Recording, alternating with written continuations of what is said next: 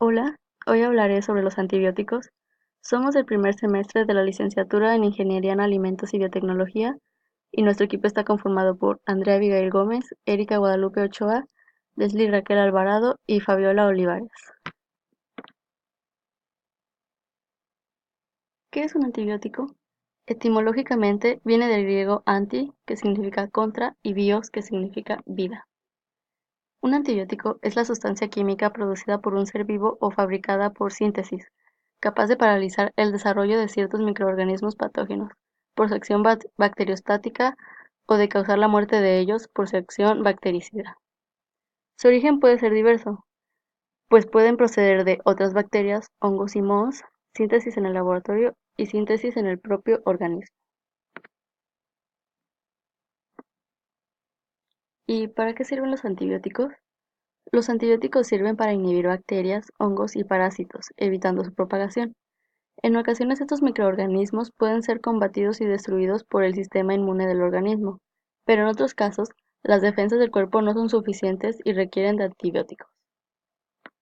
Podemos clasificar los antibióticos en naturales, que se mostrará en la figura 1.1, semisintéticos, figura 1.2 y sintéticos, figura 1.3. En la figura 1.1 podemos encontrar como ejemplo la penicilina, la cual se obtiene por medio de microorganismos que lo producen. Como ejemplo de semisintético tenemos la ampicilina, que surge de la modificación química de la penicilina.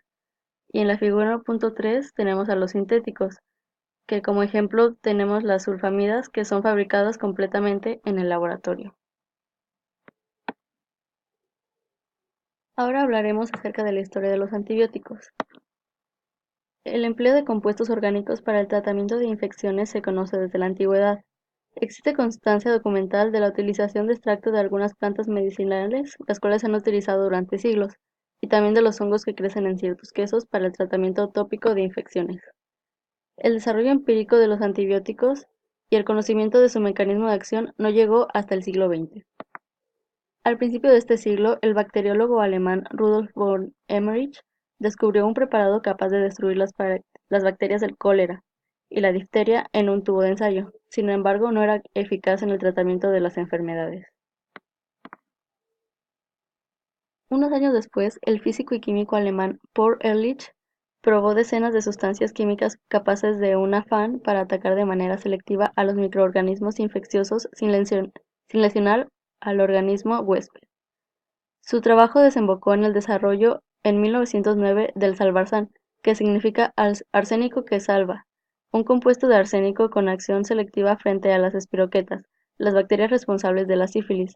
El Salvarsan fue el único tratamiento eficaz contra la sífilis hasta la purificación de la penicilina en la década de 1940. Pese a estos antecedentes, se considera que la historia de los antibióticos comienza en realidad en 1928, cuando un científico británico, Alexander Fleming, descubre accidentalmente la penicilina. Fleming notó que en un moho que contaminaba una de sus plantas de cultivo había destruido la bacteria cultivada en ella. Sin embargo, transcurrieron 10 años hasta que pudo ser concentrada y estudiada gracias al trabajo de otros científicos, entre ellos Howard Florey y Ernest Chain. El primer antibiótico empleado en humanos fue la tirotricina, aislada de ciertas bacterias del suelo por el bacteriólogo americano René Dubos en 1939. Debido a su toxicidad, su uso era solamente tópica. Fue en la década de los 50 cuando comenzó el uso extendido de los antibióticos.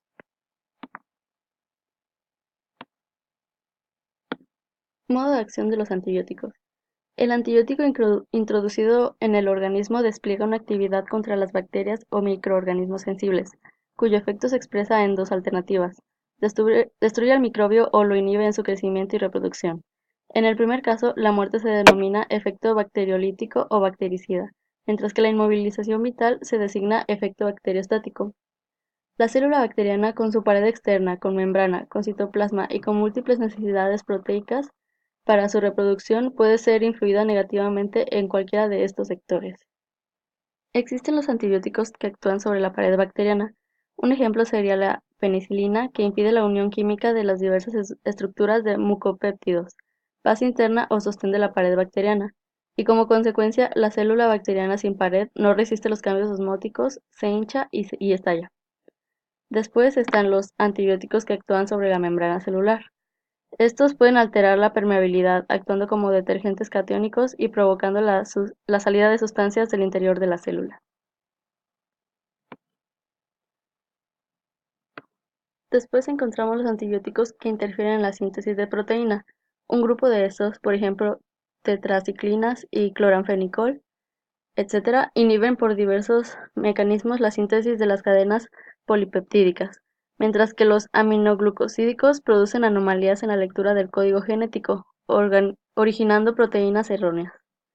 Y al final se encuentran los antibióticos que impiden la síntesis de ácidos nucleicos, por ejemplo, el ácido nalidíxico. La novobiosina y la gliceofulvina bloquean la síntesis de ADN, mientras que la rifampicina interfiere en la síntesis del ARN, bloqueando la transcripción del mensaje genético. Ahora veremos los tipos de antibióticos según la manera en la que actúan en el organismo. Están los de bajo espectro y los de amplio espectro, que se tratan de antibióticos que solo combaten un tipo de bacterias en específico.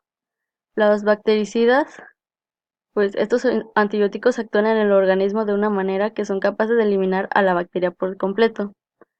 Y bacteriostáticos. Los antibióticos de esta categoría actúan al organismo frenando la propagación de la bacteria que está causando el daño. Ahora veremos tipos de antibióticos, que serían ejemplos. En primera está la eritromicina, el primer antibiótico del grupo de los macrólidos, es decir, dotados de anillos moleculares de lactona, y fue descubierto en 1952 a partir de bacterias del suelo filipino. Es tremendamente eficaz contra bacterias gram positivas del trayecto intestinal y respiratorio.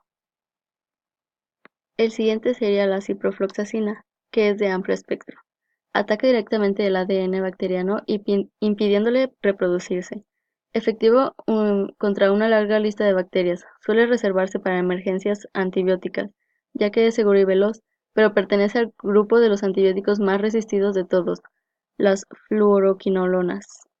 Y por último encontramos la amoxicilina, que se trata de un derivado de la penicilina de amplio espectro, eficaz en el tratamiento de infecciones respiratorias, de piel y un amplio abanico de bacterias, por lo que se utiliza comúnmente en medicina humana y veterinaria. La vacunación y los antibióticos. La vacunación consiste en introducir en el organismo microbios o virus muertos o inactivos que no producen la enfermedad, pero sus antígenos son reconocidos por los linfocitos que fabricarán anticuerpos, confiriendo al individuo vacunado una inmunidad específica. El antibiótico más potente. Según el análisis de los investigadores, sorprendentemente la Klebsiella soporta el tratamiento con colistina, el cual es el antibiótico más potente del mundo que los médicos emplean como último recurso para curar las infecciones más graves. Por lo anterior, los investigadores que identificaron la bacteria hicieron un llamado a los médicos para mantener un control más ordenado de los antibióticos que recetan a sus pacientes, pues una dosis inadecuada puede fomentar el fenómeno de resistencia bacteriana. Bueno, esto sería todo de nuestra parte y muchas gracias por su atención.